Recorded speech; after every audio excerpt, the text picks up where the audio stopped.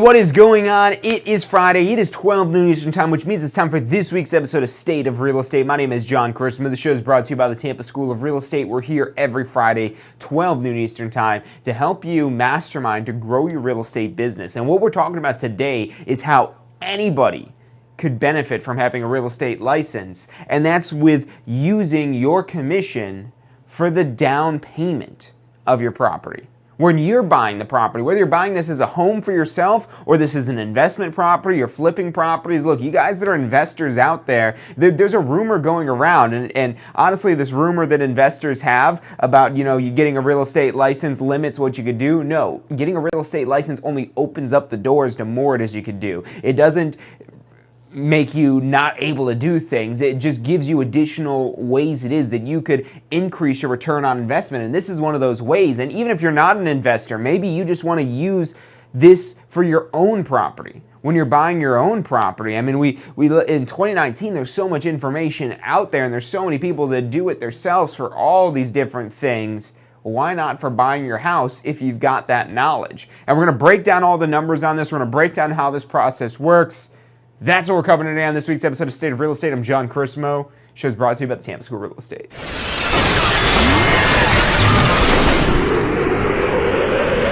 You are watching State of Real Estate.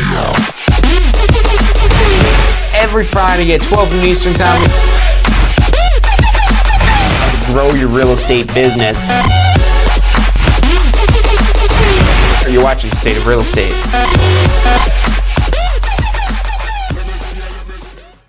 Hey, what's going on? Welcome back to State of Real Estate, brought to you by Tampa School of Real Estate.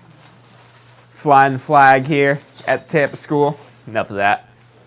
Let's get down into talking about using your commission as a down payment. First off, is it legal? The answer is yes.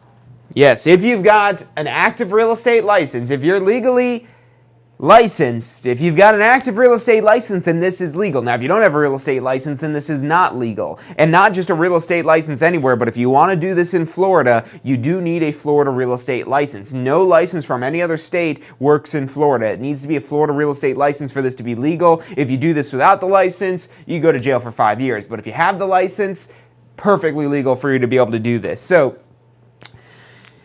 let's first start off with a very easy way to be able to use this towards a down payment, and then we'll talk about how you could really maximize this potential to use your real estate license to earn commission on your own property that you're purchasing. So let's say you're going to buy a property, and let's say you find a property that is, we'll say $300,000. We'll say you're looking at buying a property for $300,000, and maybe it's more than that, maybe it's less than that, whatever the case may be. Let's just call it $3,000 for now. $300,000. So on $300,000, let's say that you get your real estate license and you're searching the MLS and you find in the MLS a property that's listed for sale that you're interested in, and in the MLS, the way the MLS works, the multiple listing service, are basically our database. A lot of people that are new to real estate, they'll think, oh, that's Zillow for realtors. This is our realtor version of Zillow, and I mean, you're not necessarily completely wrong with that, because it is a place where you go to find all the properties available in the most accurate real-time fashion. But really the whole purpose of the MLS, and it actually dates back to the late 1800s, is where brokers first started cooperating on transactions. Up until that time, if you were in the real estate trade and there was no licensing process, there really wasn't much damage, I guess, they figured you could do with the way real estate was practiced. But in the late 1800s, the way real estate was practiced is that you'd find a house, you'd get somebody to agree to let you sell their house, and you'd sit there and hold open houses every day. That's what you would do to get people in the door, to get people looking at the property, to get people interested, to see it, to see if they want to buy it. You just hold open houses every single day. And I know there's a lot of agents out there that you guys don't even like holding open houses once a week, let alone every day, and that's the only way you could find clients. So what happened was two brokers, so the story goes, two brokers got together and they started talking, saying, hey, I think I might have a buyer for one of your properties here. Would you split the commission with me if I brought you a buyer? And that one broker that was holding the open houses every day probably just had enough of it and finally said, you know what, let's do it. If you bring me a buyer, we'll split that so that way I can move on to the next property. And this is the origins from the multiple listing service. And even before computers, this was done with like booklets. It eventually evolved into books of properties where brokers will put their properties in this magazine, catalog book, whatever you want to call it. They'd put their properties in there and say they're willing to share their commission. What percentage of commission? So if you go in the MLS today, the current 2019 version of the MLS, you log in there and you look at the details of the property at the bottom of the listing. When you look in the MLS, when you're logged in as a realtor into the MLS, you see all the details that are realtor-only information, including what commission it is that you earn on this property. So let's say you get it under contract for $300,000, and let's say in the MLS you find that it's offering a 3% commission. Well, 3% on that $300,000 is $9,000. And that's a 3% commission off of the sale price.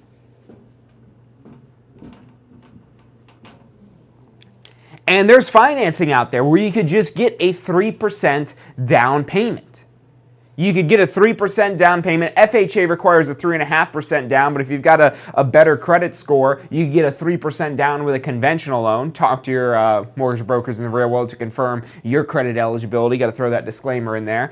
But there's tons of stuff going on in the mortgage world right now where there's options available. Maybe not every mortgage broker has that option of where you would qualify for a low down payment loan like this, but almost everybody can qualify for an FHA loan. I think lenders will typically go as low as like 550 on like a FICO credit score. But again, of course, talk to an actual mortgage broker who could get you real statistics for what programs you qualified for. And even if you've already talked to a mortgage broker before, you might want to talk to somebody else because they all have access to different lenders, to different loan options, and they have different terms. And some of them have different levels of drive. Some of if you've got a loan originator, a mortgage broker that's really complacent, that really doesn't care if the deal gets done, you know, I've seen, I can't remember what company it is, but there's some company currently that they're advertising that their loan officers are only paid a salary. And some people might like that, but what's in it for those people that are only getting paid a salary that aren't earning any money based on making your loan? They're not motivated to do that. And I've dealt with loan originators in transactions before where they just don't care if the transaction goes through. Maybe they were paid on commission, maybe they weren't, who knows, maybe they just didn't care. But then that's frustrating for us as the realtor because we're the ones trying to hold this transaction together so we get paid. So that's where, you know, we're staying on top of them and so on and so forth. So moral of the story here is not every mortgage broker is the same. Not every mortgage broker has the same options for you. Just going to your bank isn't always the best option. That's usually only a good option if you're a very high net worth. Then maybe the bank is a good option, or maybe a credit union is a better option, or maybe that mortgage broker. The point being that you've got to look at these multiple sources and you've got to shop to see not only what is going to be your best rate, but which one is going to get the transaction done. Because there's all kinds of things you could do to be creative. There's a whole space they call creative financing where you're kind of being creative to not have to come up with a $9,000 down payment. And this is one way to obtain your real estate license. Look, if you pay, let's say, like $300 for a pre-licensing course, then maybe like another $200 for fees to get the license, you're only $500 in there. And let's say you even join the MLS because you want access to the MLS and you join the Association of Realtors, that's probably about another $1,000 there. So we'll say you're $1,500, maybe $2,000 in. We'll just round it off at $2,000 to figure in maybe some other expenses you might have. For a $2,000 investment, you're able to recoup $9,000. So on a $2,000 investment, recouping $9,000, you're getting almost 5 times your money back. Almost 5 times your money back on a $2,000 investment if you're just getting this $9,000 that you could use for your commission. Now you might say, well, John, what if I don't have a real estate license? Couldn't I just try to negotiate a lower price? Well, here's the thing. If this property is already listed in the MLS, if you approach that listing agent, the person representing the seller, and you don't have a license and you approach that listing agent already has an agreement with the seller to typically earn a 6% commission. Maybe it's less than that, maybe it's more than that. A commission's always negotiable, blah, blah, blah, blah, blah, all the antitrust stuff. But let's just call it a 6% commission. So that 6% gets split 3 and 3, with 3% going to the listing and 3% going to the selling, representing the buyer. So this is the buyer side, this is the seller side. Now, if you approach this agent, or even if you go directly to the homeowner, this is an exclusive right of sale listing agreement, which most listing agreements are. The seller has already obligated themselves to pay $18,000 in commission. So this is already an agreement that's in place when the property's listed in the MLS. So if you're trying to go around this here to see, well, I won't, let's just, I'm not going to use a realtor, let's drop this by $9,000. They're already using a realtor that they've already agreed to pay that 6% to, and what's going to happen is that listing agent, the one representing the seller, is just going to collect the whole 6% because they're going to say that they're giving you limited representation. And you actually don't even sign anything for that limited representation. And they're going to earn that entire 6% commission because there is not a cooperating broker. So this 6% or whatever it is that they negotiated with the seller, that's already there and in place before you even come along. So the only way for you to tap into that other 3% is for you to have the license, an active real estate license, so that way you could say, okay, I'm going to take my commission, put it towards the down payment, to put it towards the closing cost. Now, this worked really well, and there's tons of loan options available with just a 3% down payment, or even with a 3.5% down payment. So if you needed that extra 0.5%, that's an extra $1,500 you would come up out of your pocket. That the $9,000 is 3%, and an extra $1,500 on $300,000 would be that extra 0.5%, so you could do the FHA loan. And there are other low down payment options available, but the FHA loan has the lower standards where you don't need to have perfect credit to get an FHA loan. Conventional loans, you've got to have better credit to do that low down payment option, and the PMI, the private mortgage insurance, is typically going to be a higher cost for a conventional loan with that lower down payment, again, unless you have really strong credit. Again, for your specific scenario, talk to a good mortgage broker, somebody who knows what they're doing and somebody who's motivated to get the job done.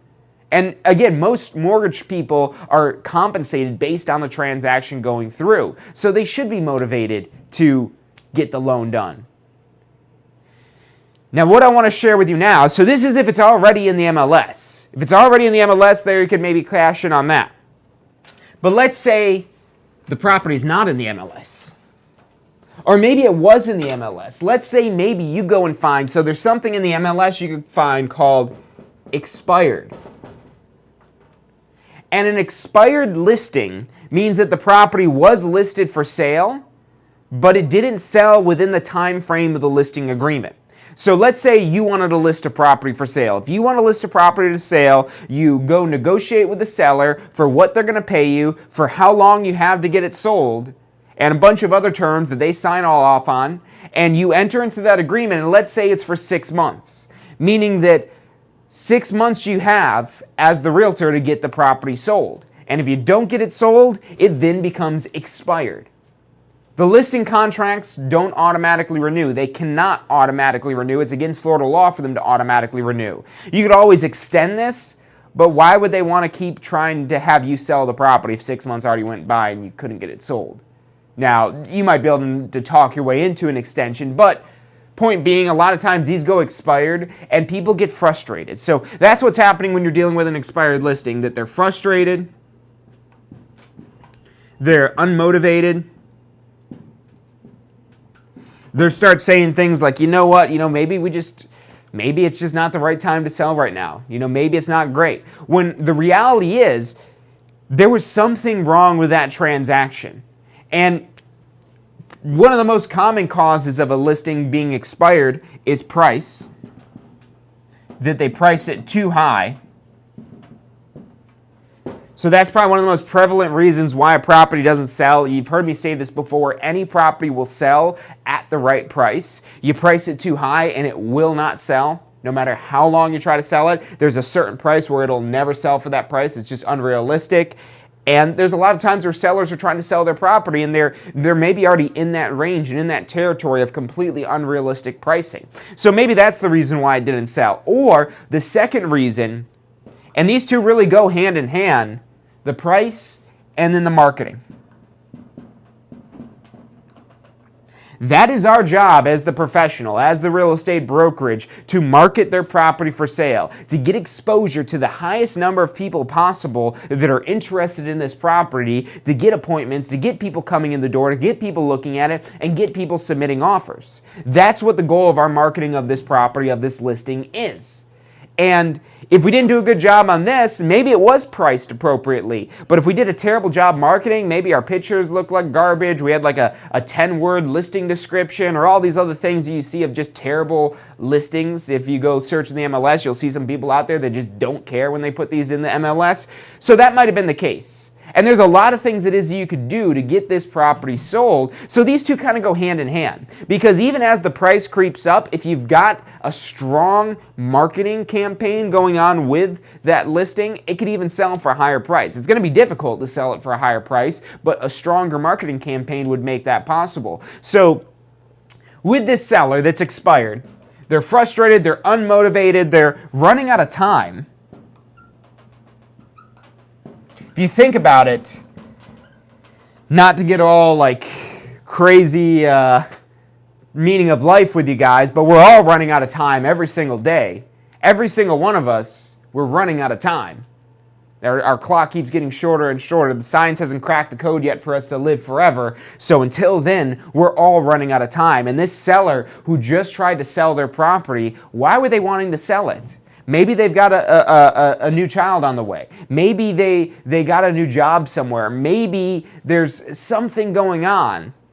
Maybe they're having trouble affording their property right now and they need to sell it so they could downsize.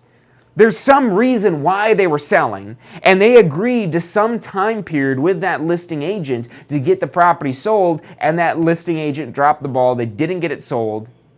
And even kind of a side tangent on this, not really talking about the commission as a down payment, but as the listing agent, your job is to get that property sold. Your job is to layer on as much marketing as you can so you get the most attention on the property, where you increase the likelihood that it's going to sell to its highest potential possibility.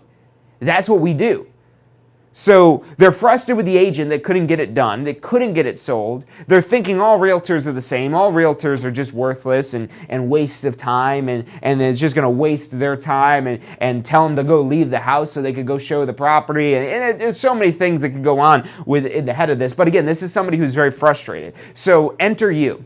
Enter you who's considering purchasing this property. You discover this property in the MLS, that it's expired listing, that somebody tried to sell it, and they couldn't. And here's what's going on that you've got working against you.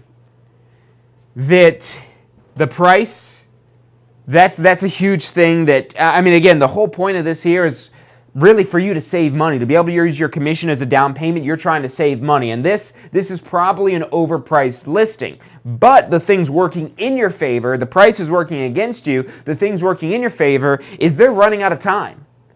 Every seller, when they put their property on the market, they have some plan that they're going to sell it and then they're going to go do this. There's pretty much never a seller that just says, yeah, I'm going to put it out there, and if it sells, then it sells, and I guess I'll go find another home to live in. Most sellers, they're already shopping new homes before they even put their property on the market, because they want to get a taste of what's out there. They want to kind of do a little test drive of new homes to see if, do I really want the bigger house? Do I really want the larger kitchen? Do I really want the second floor? Do I really want the swimming pool, or whatever it is that other house has? They're going to go check these things out a lot of times before they even get their property on the market, because that's what motivates them to sell. That next property is that they're moving into, that next thing that they're getting into. That's what's giving them motivation, and they're planning on doing that, and it didn't happen, so they're running out of time. And this is also working towards you. They're frustrated, but what's not working against you is they might be unmotivated. They might just think, it's not possible, but that might actually be an advantage for us as well. So we've got this seller that tried to sell, didn't get sold, they probably still want to sell it. They might tell you, yeah, I don't know, I think we're just going to hold on to the property for a couple years and see what happens. They might say that, but this is where you could come in. You could come in and say, hey, what if I told you that I'll give you your full asking price for this property and I could close quickly? That I am the buyer. I also hold a real estate license. So part of this is that I will give you the full price, but I would still charge a commission because I'm going to use that towards my down payment and closing cost. So what you're doing here is you're presenting this that, hey, look, I'm going to give you what you wanted, but in order for me to give you what you want, you have to give me what I want. And that's the commission on this here. Now, they had already agreed to pay a commission to that previous agent. They already agreed to pay a commission to that previous agent. So usually with expired listings, it's not so much that you're trying to convince them to pay you a commission. Now, if this were a for sale by owner that you're approaching, a for sale by owner, that's where they're going to be reluctant to pay you a commission. They're not going to want to pay you a commission, or they're going to want to minimize the amount of commission, because a for sale by owner, they're doing it on their own because they want to save money. They don't want to pay the money, which is why they don't hire a brokerage. They just try to sell it on their own. Whereas the expired listings, they hired a broker. The broker couldn't get it done. They dropped the ball. They were worthless in their eyes, in the eyes of the expired listing owner. They say, yeah, this realtor isn't any good. They're not worth it. What do I need a realtor for? And then you come along and say, hey, look, I'm actually interested in buying this property. I'm curious, why do you think it didn't sell? Starting a conversation with them. And then you come in there and say, hey, look, I've got a real estate license. That is a legal requirement. So that is something you've got to do. For all you guys that are investors out there, that somebody told you that you can't get a real estate license, you can. The only thing that's different is you have to disclose that you have a real estate license. That's what's different. You disclose you have a real estate license, meaning on your contract, you write next to your name, sales associate. Maybe you put your license number, something like that, so you've got it in writing that you disclosed you have a real estate license, and that's it. That's your difference. You've got to disclose you've got a real estate license. So we're going to do that right here. Say, hey, look, I've got a real estate license. I've been looking at this, and I will give you the full price, but for that full price, I need to collect a 7% commission, which I'm going to use as the down payment and closing cost. And they might be reluctant to do this. Anytime you're trying to get somebody to do something that wasn't their idea, they're going to be hesitant about doing it. Now, if this is something that is their idea, they're going to say, oh yeah, they're going to try to be convincing you to do it. But when it's your idea, you've got to convince them. You've got to sell them on this idea. And what's working in your favor is, hey, look, I know you tried to sell it for 6 months before, and I know how frustrated and unmotivated you must be.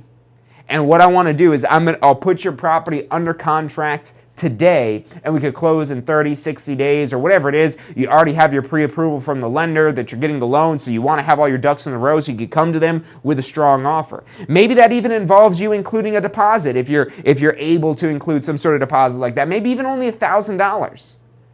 You might not have a ton of money for a deposit, but it doesn't have to be a $10,000 deposit. Maybe you just make a $1,000 deposit to, again, increase the value and the weight of your offer. Because now, if we get them to agree, let's just say a 6% commission, and you can negotiate whatever it is that you want. Maybe you negotiate a 10% commission. Maybe you go to them and say, hey, my name is John. I'm interested in buying your property. Can you tell me a little bit more about it? Okay, I will pay you full price, but I need to charge you a 10% commission because that's what's going to go towards my closing cost and down payment. So I could give you the full price for the property. Maybe you're even able to say, you know what? If you do a 10% commission, I'll give you over your price. I'll give you $310,000. So let's do some math here just to kind of see how this works out and how you can kind of play this negotiating game of using the commission as the down payment. So on $300,000, let's just say it was a 10%, that we get them, we'll just say 6% at first. We'll do a couple different numbers here.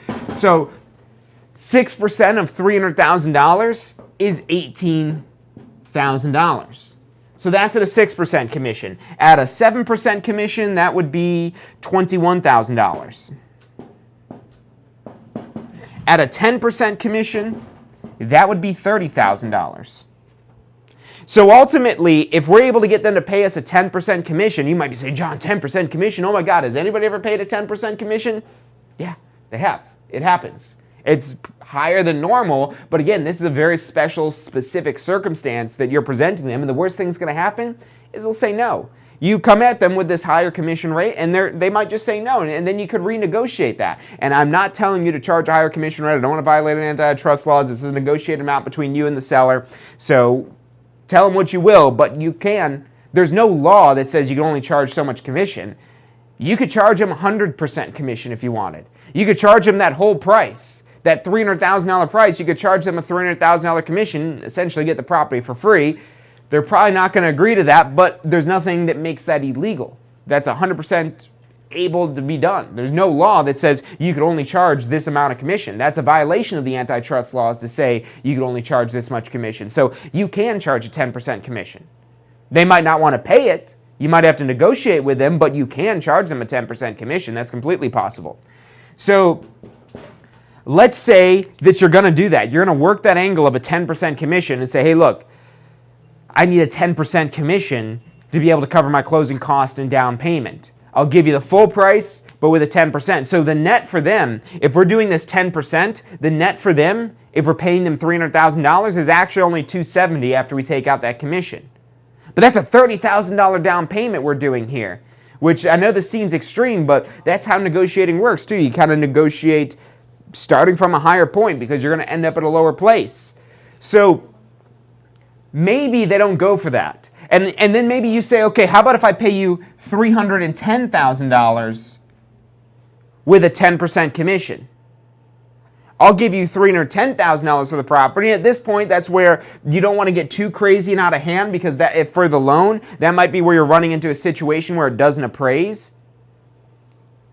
But I mean, again, that's where you have your network of people. That's where you're one of the things you're learning in the pre-licensing class. There's a whole chapter on doing appraisals and understanding the value of property. So you'll be able to kind of figure out if you're still within the ballpark of what a property might appraise for at this $310,000. And the worst thing that happens is the deal doesn't go through because it doesn't appraise. Or you just have to renegotiate things because it appraises at a lower price and retrade the deal. So that's possible as well. It doesn't mean the end of the deal if it doesn't appraise. It just means, hey, look, we got to renegotiate this to get it to appraise. We've got to figure out what price point it's going to appraise at and figure out how we can get the deal done at that price. What do we got to do to get the deal done at that price? So if we give them $310,000, 10% on that is $31,000, which when we take $31,000 out of there, and that's a ton of commission money. And you could, if you do a 10% down payment, the financing options get significantly better as you increase your down payment. So with the 3.5% down payment, that's a very high risk loan for the lender, and there's going to be more cost associated with those lower down payments. Now, it might be worth it for those costs for you to not have to put the cash up front to be able to get an early start on equity buildup for the property. But if you get it to 5%, your options get better. If you get it to 10%, your options get even better. You get it to 20% and you've got probably the best options out there, maybe 25%. And as you increase the amount you're doing down payment and you're lowering your loan to value ratio, you become a lower risk for the lender, which makes it a better deal for you doing the financing. But you do have to have the money in the first place to be able to do this, so that's why we're starting off with these lower payment options here. So on $310,000, if we had a $31,000 commission that we've got worked in there, we could really have a significant down payment, and there's still going to be some money left over for the seller. We're going to take a quick commercial break. Stick with us. I'm John Cristomo. You're watching State of Real Estate. Are you studying for your Florida real estate exam? If you are, you need to check out our Pass First Try strategy. You're going to love this. It's 4 steps that we break down the process to study for your Florida real estate exam. So you're set up to pass your Florida real estate exam because that's what you're studying for, right? To pass your exam. It's 4 steps. Number 1, you learn the information. You've got to learn this to be able to pass the exam, but it doesn't stop at learning. Step 2, you've got to reinforce the basic, simple, key concepts. As you learn this information, keep reviewing the simple things. You don't need to know everything, but you got to review these basic key concepts. Step 3, you've got to test your knowledge. The exam's going to test your knowledge, so if you don't test your knowledge in advance, you won't find out if you know what you think you know until you take the exam. And then step 4 is be confident and prepared, because even if you know this material, you need to be confident that you know the material. Check out the full strategy at passfirsttry.com. That's passfirsttry.com. State of Real Estate. every Friday at 12 noon Eastern Time. Grow your real estate business. You're watching State of Real Estate. And welcome back to this week's episode of State of Real Estate, where today we're talking about using your commission as a down payment. Is it legal? Yes. Is it allowed for basically every type of loan? Yes, including FHA loans. Even FHA loans, it's right in the FHA guidelines that you could use your commission as towards the down payment if you have a valid active real estate license. So going back to our negotiations we're talking about here, of trying to get the seller to agree to this here. And again, this is just where getting good at working with these numbers so you could become a master negotiator, so you know the options that are available to you. And if you go up in a higher price, what's that going to mean? So if we keep it at this 10% commission, 10% on now a $310,000 price, because let's say they say no, well, if you're charging me a 10% commission, that doesn't make sense for me. So, well, how about this? What if I were to pay you $310,000, and then you're not just walking away with $270,000, but now you're walking away with $279,000 after that 10% commission. And of course, they'll have other closing costs related with the sale as well. But you can see how we could start to get into that range there. We just increased by almost $10,000, but we also increased how much money it is that we're getting paid as the commission here, because it's a percentage of the actual sale price. So you could probably get to some sort of agreement, because now you're going to have more tools in your belt of what you can negotiate on. You can negotiate on the price. You can negotiate on the commission. You can negotiate on closing costs. You can negotiate on the closing date. There's so much power that you have, because you also know what you're doing as well, because you got your real estate license, so you know all these things it is that you can negotiate off of to make yourself have a stronger offer, to understand this process.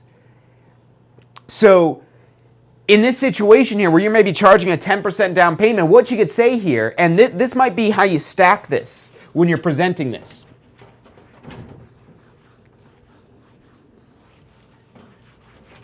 Maybe you go in there asking for a 10% commission and we'll say 5% for closing cost. So maybe you go in there making that offer, saying, hey, look, I'll pay you the full price for the property, $300,000. And the reason why you want to pay that full price is because that was the price they asked for. That was the price they asked for. Now, if they're a math and a numbers type of person, they'll see that after all these costs, they're not getting that price that they asked for. But some psychological aspect of this is that they want to get the price that they asked for, even if that's not the money they walk away with. And maybe the realtor that they used before didn't even go over any net calculations with them to tell them how much money they'd walk away with. Because if they knew how much money they would walk away with, they might be more willing to take a lower price. So you just going through it and walking them through this process here, they're able to see the bottom line of how much money they'd walk away with. And if that's not good enough for them, we could go through and change this. So if we did a 10% commission, that's $30,000.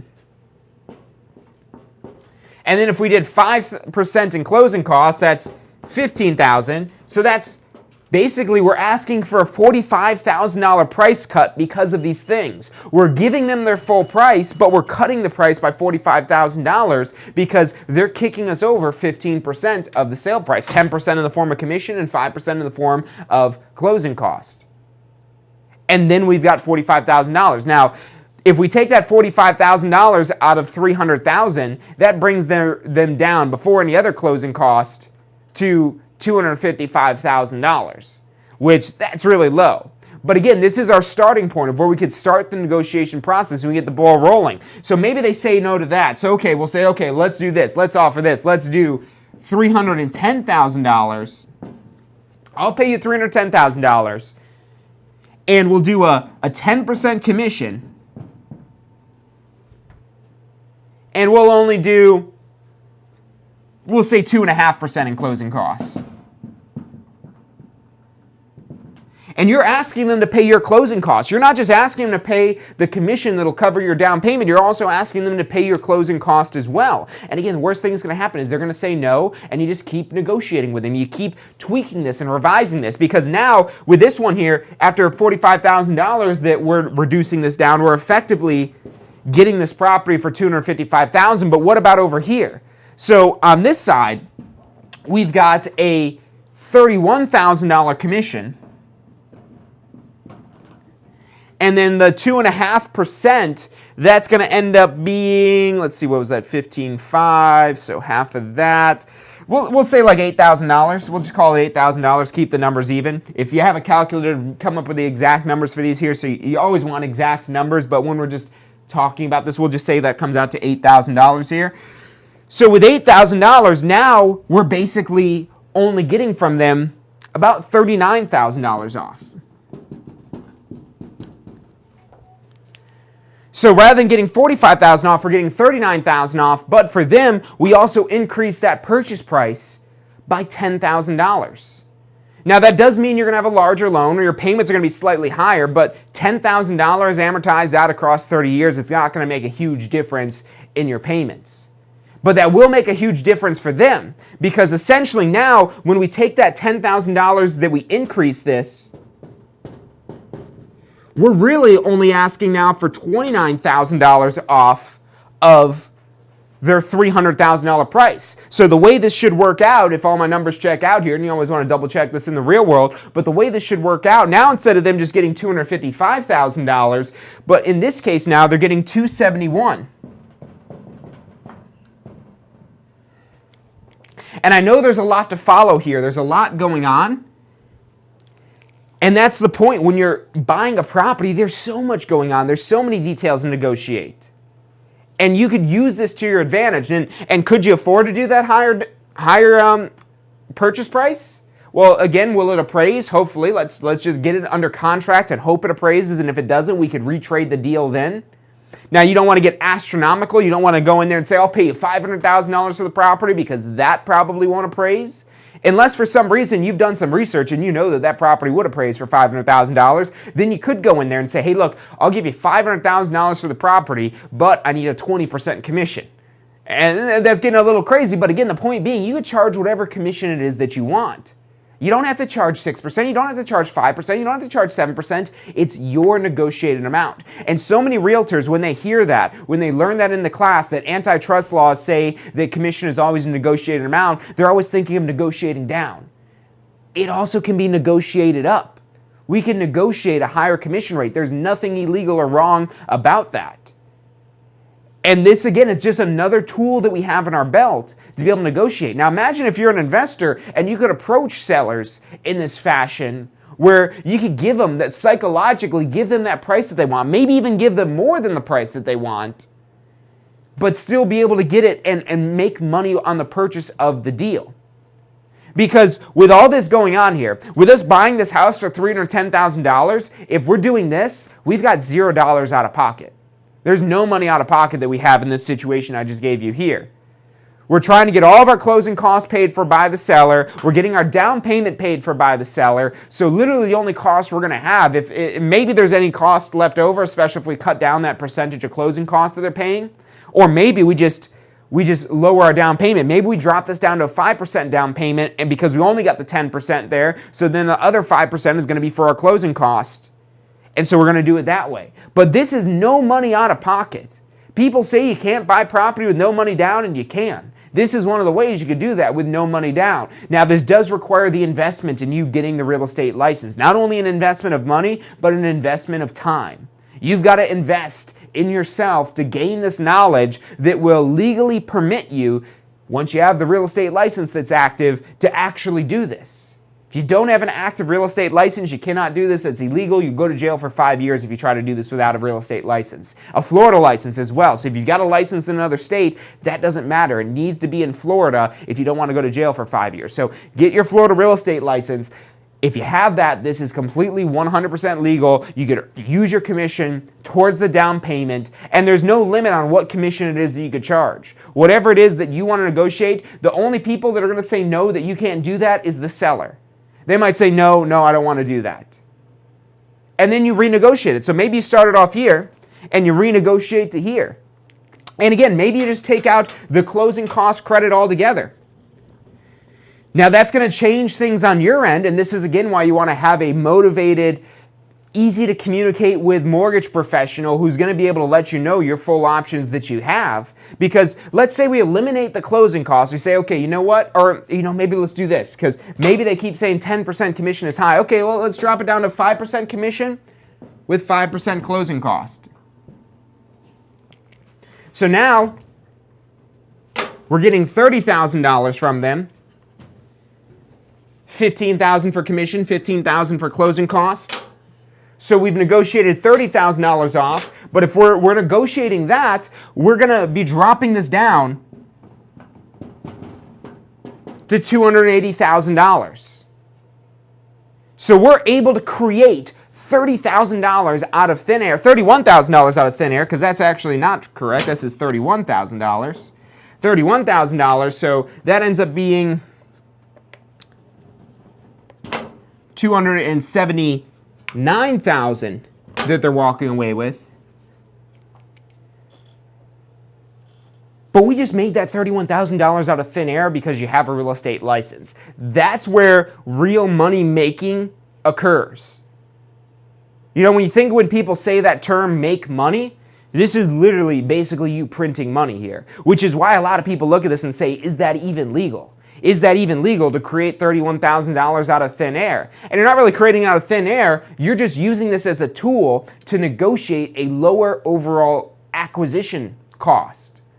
If we want to put formal fancy terms on this here. But now, if you just went to them and said, hey, I'm not charging any commission, but I want your property for $279,000, they'd probably say, no, we're going to sell it for $300,000. But if you go through and you're working, because part of this is people just feel the urge and necessity to negotiate. Because most people, if you don't negotiate with them, they're going to feel like they got cheated. Like they didn't work hard enough for it, if there's no negotiation going on. Whereas if you're going back and forth and back and forth and back and forth, you eventually get to the point where you both want to just get the deal done. Because you're still invested in it, you're still involved in it, you're still pursuing this deal, so you go through it again and again and in the back and forth, say, oh, well, what if we do this, what if we do that, what if we do this, what if we do that, and keep the conversation going, because as you progress through that conversation and they still haven't sold the property yet, they're going to be more willing to sell it now, basically for $279,000.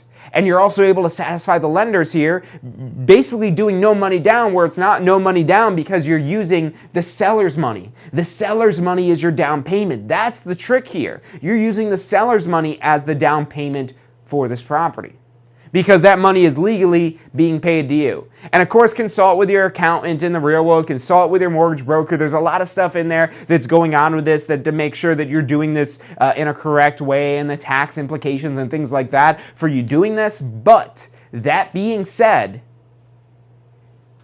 there's pretty much no other way to just go in there for just as simple as it is. You don't have to have a rich uncle. You don't have to just know somebody. You just got to go take some classes and pass some exams and join a broker to have an active real estate license where you unlock this possibility to be able to negotiate this way that most people don't have access to because they don't have a real estate license. So they cannot do this. They can't use these tools because they don't have the tools. They're not licensed to use that tool in Florida. So if you get the real estate license, that's a possibility. And even if you're not thinking about practicing real estate, maybe you're on the fence of whether you want to practice real estate or not, I would still urge you to take this course so you unlock this capability to use it for your own property. And this doesn't have to be the sole source of your down payment. Maybe it's only that 3%. Maybe it's just 3%, but that's an extra $9,000 that you've got to work with here. That could be your entire down payment. And maybe on top of that 3%, you're asking for another 2 or 3% in closing cost. So that way, you don't have to put any money down when you're buying a property, and this is a way that makes this possible. So look, that's about all the time we've got for the day. Thank you guys for tuning in. If you've liked today's episode, make sure you hit that thumbs up button. That one's for us. But for you, hit that bell icon so that way whenever we go live, you don't miss out on any of the information that we deliver every single day. So hit that bell icon for you. Hit the thumbs up button for us. that's all the time we've got for today. If you've got questions about getting your real estate license or anything we talked about today, call us at 813-333-2676. That's 813-333-2676. We've got advisors standing by to answer any questions you have and help you in any way they can. 813-333-2676. Thank you guys for tuning in today. I hope you've enjoyed today's episode. I hope you've got some value from this where you could maybe implement some of this in your business if you've already got a real estate license. Thank you guys for tuning in, and I'll see you next week.